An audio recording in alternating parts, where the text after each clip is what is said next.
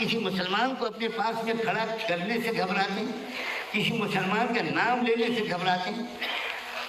پیارے ناظرین و سامعین، السلام علیکم ورحمۃ اللہ وبرکاتہ۔ آپ تمام کا استقبال ہے ہمارے یوٹیوب چینل اخبار الہند پر۔ ناظرین و سامعین، آج کی 3 بڑی خبر لے کر آپ کی خدمت میں حاضر ہوں، اور ان خبروں کا تعلق ہے حضرت مولانا خلیل الرحمن سجاد نعمانی صاحب دامت برکاتہم، اور اسی طرح سے حضرت مولانا طارق جمیل صاحب دامت برکاتہم، اور حضرت مولانا مکی الحجازی صاحب دامت برکاتہم العالیہ سے۔ تو ناظرین و سامعین، گزارش اگر آپ چینل پر نہیں تو چینل کو سبسکرائب ضرور کر لیجیے اور ویڈیو کو اخیر تک مکمل دیکھیے۔ تو ناظرین و سامعین، آپ کو بتاتا چلو کہ حال ہی میں پارلیمنٹ میں راہل گاندھی نے مسلمانوں کی حمایت میں بات کرتے ہوئے اپنی بات رکھی ہے۔ اس آیت کی یہ پہلی مرتبہ ان کی زبان سے مسلمان کا لفظ نکلا ہے۔ اس سے پہلے حضرت سجاد نعمانی صاحب دامت برکاتہم العالیہ نے کہ ہمارے کان جو ہے مسلمان سننے کے لیے ترس گئے ہیں، شاید اسی کا نتیجہ ہے کہ اس کے بعد راہل گاندھی جی کی زبان سے مسلمان کا لفظ، اور وہ بھی پارلیمنٹ کے اندر ان کی زبان سے الفاظ نکلے ہیں اور مسلمانوں کی حمایت کرتے ہوئے دکھائی دے رہے ہیں۔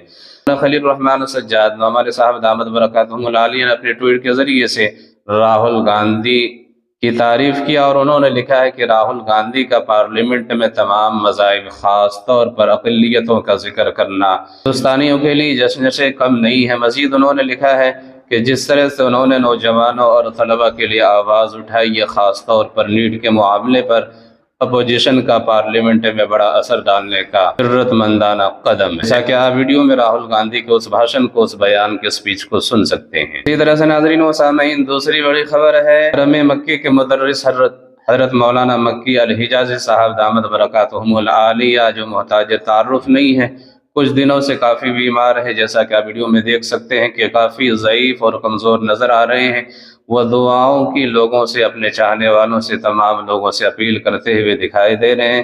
ویڈیو کا آپ اخیر میں دیکھ سکتے ہیں۔ اسی طرح سے مبلغ اسلام حضرت مولانا طارق جمیل صاحب کا ایک نیا فتویٰ مارکیٹ میں آ گیا ہے، جس کی وجہ سے لوگوں میں کھلبلی مچ گئی ہے اور لوگ مولانا سے خفا ہوتے ہوئے نظر آ رہے ہیں۔ کسی صاحب نے سود کے بارے میں ایک فتویٰ پوچھا تھا، مسئلہ پوچھا تھا، جس میں وہ سود کے بارے میں بتا رہے ہیں، جیسا کہ آپ ویڈیو میں دیکھ سکتے ہیں۔ بعد میں حضرت مولانا طارق جمیل صاحب دامت برکاتہم العالیہ کے اس فتوے اور مسئلے اور اس بات ویڈیو کے بارے میں ان کے صاحبزادے حضرت مولانا یوسف جمیل صاحب نے وضاحت کر دی ہے اور ساری بات سامنے رکھ دی ہے۔ ویڈیو آپ حضرات کی خدمت میں رکھتے ہیں، آپ سے گزارش ہے کہ ویڈیو کو مکمل دیکھیں۔ میں بھی آپ کی دعاؤں کا محتاج ہوں، اور بھائی نے بھی دعائیں کرائی ہیں، تو میری بھی درخواست ہے کہ جتنا ممکن ہو سکے۔ جی السلام علیکم ورحمۃ اللہ۔ جی محترم ناظرین، ایک بہت ضروری وضاحت کے لیے آپ کی خدمت میں حاضر ہوں۔ کل سے ایک ویڈیو وائرل ہو رہی ہے جس میں مولانا صاحب فرما رہے ہیں کہ سود دینے سے کام حرام نہیں ہوتا، لینے سے حرام ہوتا ہے۔ سود دینے سے کام حرام نہیں ہوتا، لینے سے حرام ہوتا۔ تو اس کو سمجھنے کے اندر کنفیوژن پیدا ہو رہی ہے، جبکہ اس میں کوئی ایسی بات نہیں جو خلاف شرع ہو۔ میں اس کی وضاحت مولانا صاحب سے پوچھنے کے بعد آپ حضرات کے سامنے پیش کر رہا ہوں۔ ایک تو سب سے پہلے یہ سمجھ لیں آپ کہ یہ اوورسیز پاکستانی ہیں، مولانا صاحب پاکستان سے باہر بیرون ملک موجود ہیں، وہاں پہ یہ سوال کیا گیا ہے مولانا سے کہ کیونکہ آپ سمجھ سکتے ہیں جو خاص طور پہ باہر لوگ رہتے ہیں کہ وہاں سارا نظام سود میں جکڑا ہوا ہے، آپ کے پاس آپشن نہیں ہوتی۔